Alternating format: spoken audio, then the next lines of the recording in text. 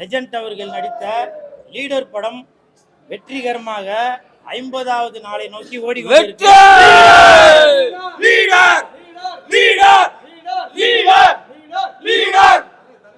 இன்னைக்கு சில ஹீரோஸோட படம், பெரிய ஹீரோவோட படமே பாத்தீங்கன்னாக்க ஒரு வாரம் தான் இல்ல 4 நாள் தான் அப்படி ஓடிட்டு இருக்கிற இந்த நேரத்துல லெஜண்ட் அவர்கள் நடித்த இந்த லீடர் படம் உலகம் முழுவதும் ரிலீஸ் ஆகி இன்னைக்கு மிகப்பெரிய வெற்றி அடைந்திருக்கு.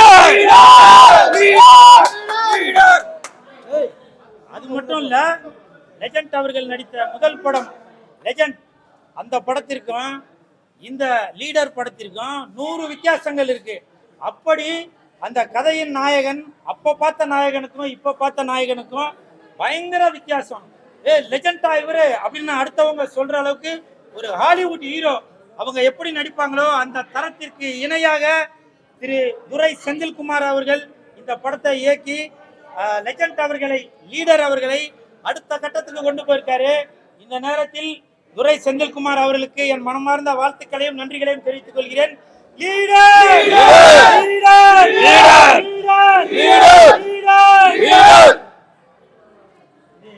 போட்டோ ஒண்ணு யார் வச்சிருக்க போட்டோ?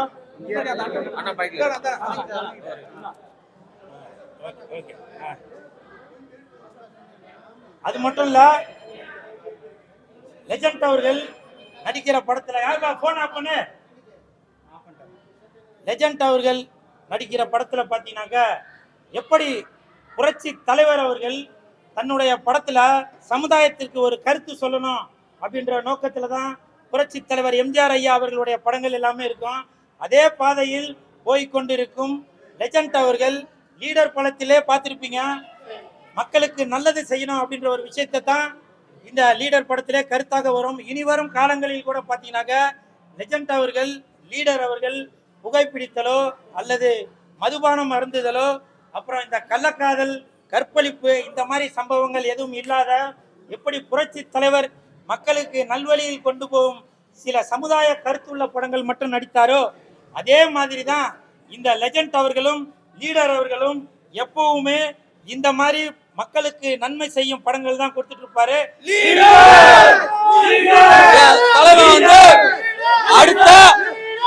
அடுத்த புரட்சி தலைவர் லிஜெண்ட், அடுத்த புரட்சி தலைவர் லிஜெண்ட், அடுத்த புரட்சி தலைவர் லிஜெண்ட், வேற யாருமே கிடையாது. எனக்கு தெரிஞ்சு புரட்சி தலைவர் அப்ப உள்ள பாட்டு நீங்க பாத்திருப்பீங்க. நீங்க நல்லா இருக்கணும், நாடு முன்னேற, இந்த நாட்டில் உள்ள ஏழைகளின் வாழ்வு முன்னேற. நீங்க நல்லா இருக்கணும், நாடு முன்னேற, இந்த நாட்டில் உள்ள ஏழைகளின் வாழ்வு முன்னேற அப்படின்னு அப்ப பாடியிருப்பாங்க.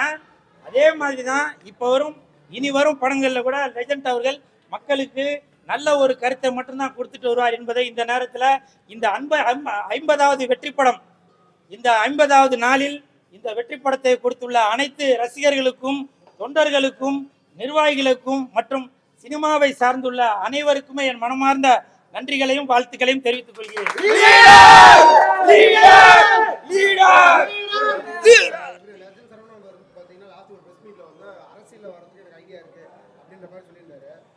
விஜய் அவர்கள் வேற முதலமைச்சரா இருக்காரு, இவரோட கூட்டணி வைக்க வாய்ப்பு இருக்கா? ஒரு எம்பி சீட் வேற காலியா இருக்கு, என்ன ஐடியால இருக்காங்க? சார், நான் ஒரு எக்ஸாம்பிளுக்கு ஒன்று சொல்றேன். ஒரு மனிதனுமே அரசியல்ல இருந்துட்டு தான் இருக்காங்க. அவங்க அரசியல்ல இருக்கிறதால தான் அவங்க ஜனநாயக கடமை ஆற்றுவதற்காக வெளிநாட்டில இருந்து கூட வந்து ஓட்டு போட்டு போறாங்க. அப்படி அரசியல் மீது ஆர்வம் கொண்டவர்கள் எல்லாருமே 18 வயசை தாண்டினவங்க எல்லாருமே அரசியல் மீது ஆர்வம் உள்ளவர்கள் தான். ஒரு சின்ன ஒரு எக்ஸாம்பிள் சொல்றேன். நீங்க லெஜண்ட் அவர்கள் அரசியலுக்கு வருவாரா என்னன்னு சொல்லி ஒரு கேள்வி ஒன்று கேட்குறீங்க. நான் ஒரு உண்மையை சொல்றேங்க. கிட்டத்தட்ட ஒரு 8 மாசத்துக்கு முன்னாடி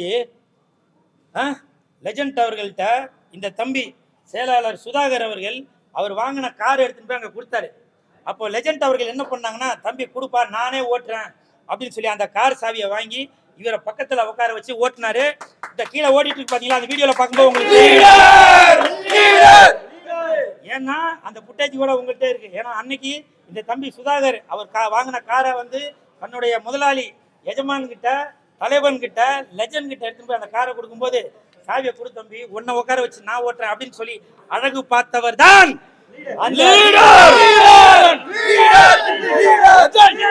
அதே மாதிரி இப்ப 2 நாளைக்கு முன்னாடி கூட மாண்புமிகு திரு ஜோசப் விஜய் சார் முதலமைச்சர் அவர்கள் அந்த கார் சாவியை கூட வாங்கி கொடுங்க நான் ஓட்டவா அப்படின்னு சொல்லி கேட்டாரு. ஏதோ ஒரு ஒற்றுமை இருக்கு இல்லையா? அதனால இனி வரும் காலங்களில் என்ன வேணா நடக்கலாம். ஆனால் என்னை பொறுத்த வரைக்கும் இது என்னுடைய கருத்து. அவங்கவுங்க அரசியலுக்கு வர்றது வராது அவங்களுடைய கருத்து. என்னுடைய கருத்தாக நான் என்ன சொல்றேன்னாக்க, லெஜண்ட் அவர்கள் அரசியலுக்கு வராரோ இல்லையோ, ஆனால் ஒரு மனிதனுமே அரசியல்ல இருந்துட்டு தான் இருக்காங்க. அந்த உதாரணத்துக்காக தான் சொன்னேன். 6 மாசத்துக்கு முன்னாடியே இவரோட கார் சாவியை வாங்கி அவர் ஓட்டினவரு 2 நாளைக்கு முன்னாடி விஜய் சாரும் ஓட்டிருக்காரு. அப்போ ஏதோ ஒரு அந்த பஞ்சபூதங்களும் ஏதோ ஒரு வேலை செஞ்சிட்டு இருக்குன்னு நினைக்கிறேன். என்ன வேணாலும் நடக்கலாம். அது தெரியல தலைவா, வராங்களா இல்லையான்றது தெரியல. ஆனா என்னுடைய கருத்தை நான் சொன்னேன். நான் புரியுங்களா? லெஜண்ட் அவர்கள் அரசியலுக்கு வந்தாலும் சரி வராவிட்டாலும் சரி, ஆனால் அவருடைய நற்பணிகளை ரசிகர் மன்றத்தின் மூலமாக அவர் செய்து கொண்டேதான் இருப்பார். ஏன்னா அரசியலுக்கு வந்துதான் மக்களுக்கு நன்மை செய்யணும் அப்படின்றது இல்ல, வராமலேயே பல பேர் நன்மைகள் செய்துட்டு இருக்காங்க. அதில் ஒருவர் இந்த செயலாளர் சுதாகர் அவர்கள். இவருடைய தலைவர் திரு லெஜண்ட் அவர்கள்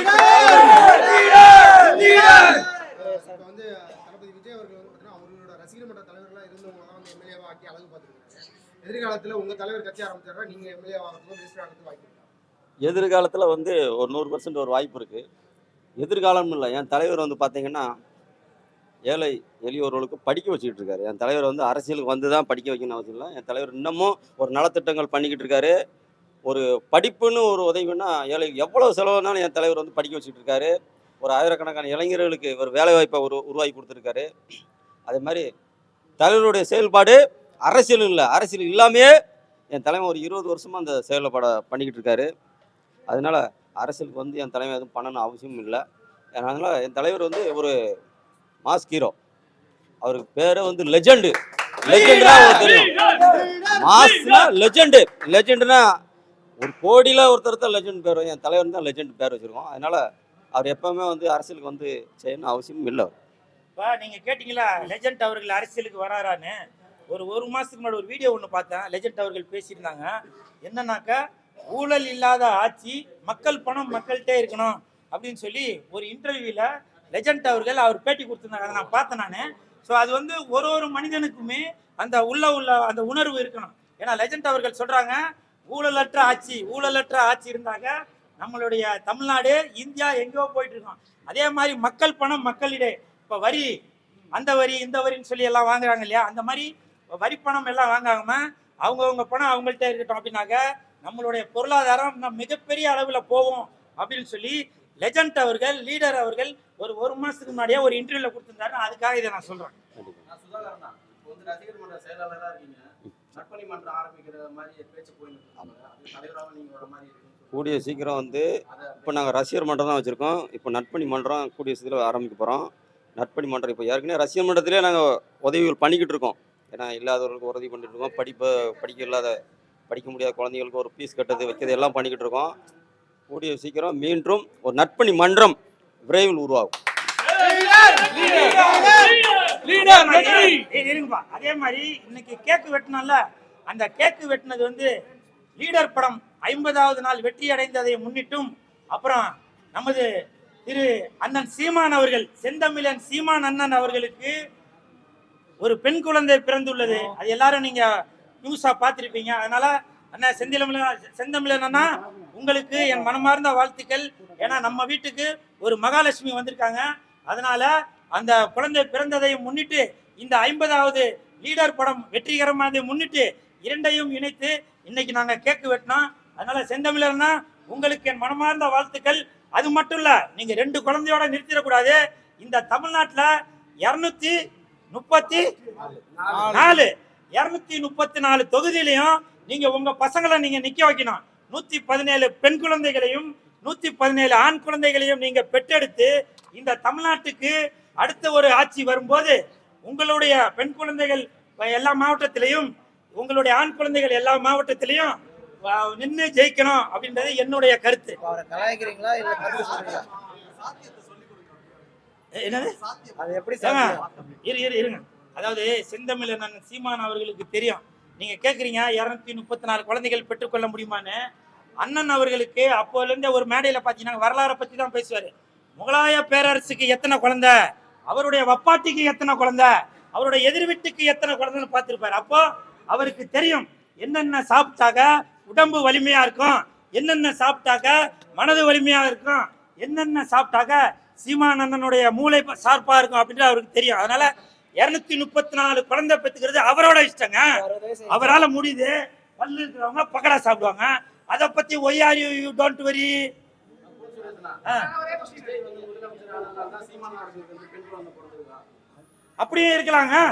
அதாவது நம்ம விஜய் சார், மாண்புமிகு முதலமைச்சர் விஜய் சார் அவர்கள் சொல்லியிருக்காங்க, பெண் குழந்தைகள் பிறந்தால் அது இல்லாம அந்த குழந்தைக்கு கல்யாணம் அப்படின்னாக்க பல சலுகைகள் தரோம் அப்படின்னு சொல்லியிருக்காரு. ஒருவேளை அந்த ஆண்டவனா பார்த்து, ஏன்னா சீமான் அண்ணன் மற்றவங்கள மாதிரி கோடீஸ்வரர் இல்லைங்க, புரியுதா? தன்னால ஆமா, தன்னால முடிஞ்சத அந்த ஏதோ உண்டியல் கொடுக்க, அதுக்கு பேர் என்ன சொல்லுவாங்க, ஏதோ சொல்லுவாங்களே அந்த உண்டியல், திரள் நிதி, அந்த மாதிரி திரள் நிதியில சேர்த்து இந்த தமிழ்நாட்டுக்கு ஏதோ ஒரு நல்லது பண்ணணும்னு நினைக்கிறாருங்க. அதனால அந்த ஆண்டவனே கூட சீமான் அண்ணனுக்கு ஒரு பெண் குழந்தை இருக்கட்டும் அப்படின்னு சொல்லி அந்த ஆண்டவன் விஜய் சார் உருவத்துல, விஜய் சார் மூலமாக சீமான் அண்ணனுக்கு ஒரு குழந்தை பிறந்திருக்குன்னு நினைக்கிறேன். அவருக்கு என் மனமார்ந்த வாழ்த்துக்கள், நன்றிகள்.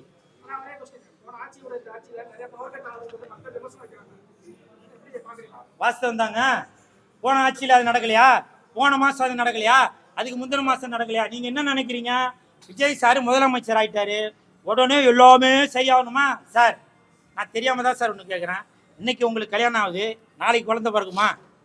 அது சாத்தியமா? நாளை மறுநாள் அந்த குழந்தை டாக்டருக்கு இன்ஜினியரிங் படிக்க முடியுமா? முடியாதுல்ல. இன்னைக்கு குழந்தை பிறக்கணும் அப்படின்னாக்கா அது என்னென்ன செய்யணுமோ அது செய்யணும். அது செஞ்சாதான் 10 மாசம் கழிச்சு தான் அந்த குழந்தையா பிறக்கும். அப்படி இருக்கிறப்போ இன்னைக்கு 234 தொகுதியிலும் சில குறைகள் இருக்க தான் செய்யுது. அதை திரு மாண்புமிகு விஜய் சார் அவர்கள் ஒரு கட்டமாக எல்லாத்தையும் தீர்வு பண்ணிட்டு தான் வருவார். இன்னைக்கு கரண்ட் கட்டா இருக்கா, கவலைப்படாதீங்க. உங்கள் வீட்டுக்கு விஜய் சார் மூலமாக ஒரு ஜென்ரேட்டர் கொடுப்பாரு, இல்லைன்னா ஒரு இன்வெர்டர் கொடுப்பாரு. ஏன் கவலைப்படுறீங்க? இன்னும் 5 வருஷம் இருக்குங்க, எல்லாமே நடக்கும். சரியா? நீங்கள் இன்னைக்கே கல்யாணம் பண்ணி இன்னைக்கே முடிச்சு நாளைக்கே குழந்தை பிறக்கணும், அது நடக்காது.